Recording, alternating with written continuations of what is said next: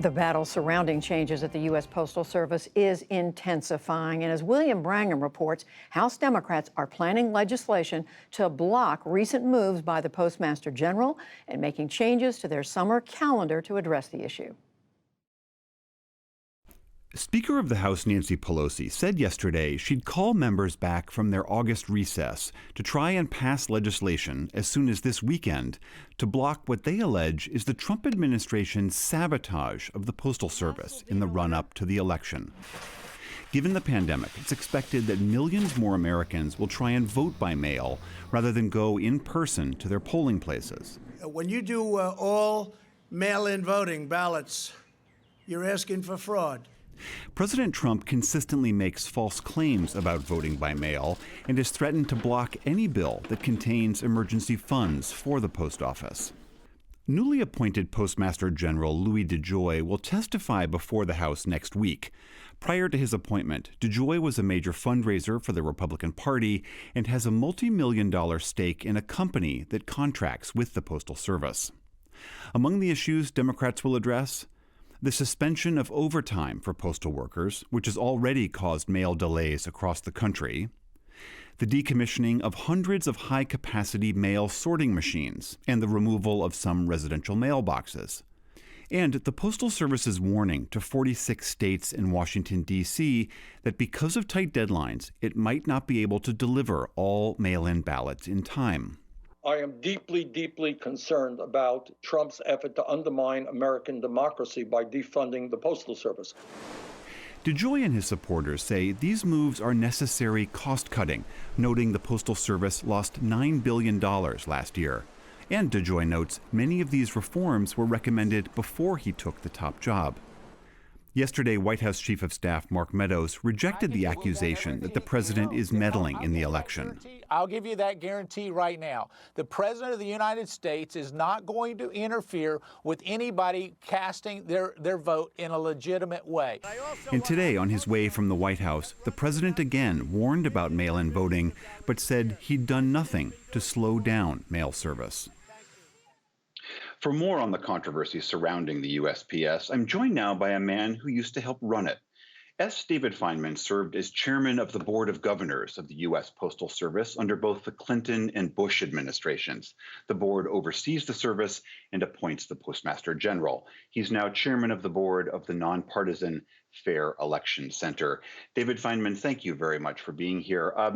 I mentioned some of these changes that the new Postmaster General has been instituting, eliminating overtime, which has caused some delays, decommissioning some of this equipment, closing some mailboxes. What are we to make of those changes? Let's just assume that you needed the changes, and let's just assume you needed to upgrade certain systems. It seems to me that there's two problems here, one of which is that the Postmaster General, before he implemented changes, you would think that he would come to the American public. You would think that he would make a public announcement of these changes before the Board of Governors of the United States Postal Service. And you would think that he would probably go to the elected officials and tell them what was going to happen. You know, we're going to take some mailboxes from this area. We're going to take mailboxes from that area. We're going to take some sorting machines from this plant. We're going to do certain things. You know, we can't afford to have overtime. That would be the first thing that you would think he would do. The second thing, it seems to me, is why is he doing this now? We're in the middle of a pandemic. People rely. This is the worst time to be doing things like this. Absolutely. Where people rely on delivery in the mail 6 days a week. Veterans get their prescription drugs through the mail.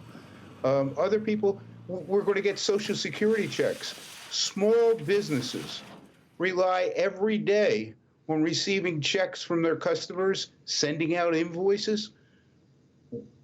And this is a time when seniors are being told not to leave their home. Now, the Postmaster General says this is about cost cutting and that some of these recommendations came prior to his arrival and he's just instituting them. The Democrats, on the other hand, look at this, just as you say, during a pandemic and see election sabotage. Where do you come down on that issue? What's the intentionality here? Let me just say that I'm a practicing lawyer, and lawyers put facts together and then come to a conclusion. So we take the fact that he is taking out mailboxes, taking out sorting equipment, and then we take the fact that the President of the United States is talking about how there's going to be fraud, although he can't identify it. He hasn't been able to tell us where that fraud is coming from.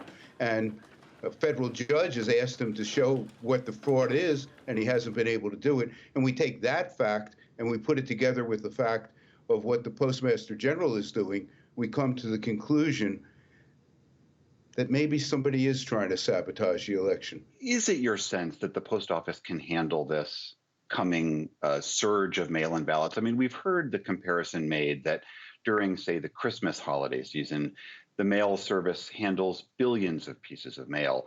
At the very most, mail-in ballots would be tens of millions, so far less. Even with all these changes, do you think the USPS can still handle this tidal wave of ballots coming through the mail? Absolutely. There's no reason to believe that they can't. And the people who work at the post office, they are trained to do their jobs. They care about their jobs. And, they have been the essential workers on the front lines for the United States Postal Service.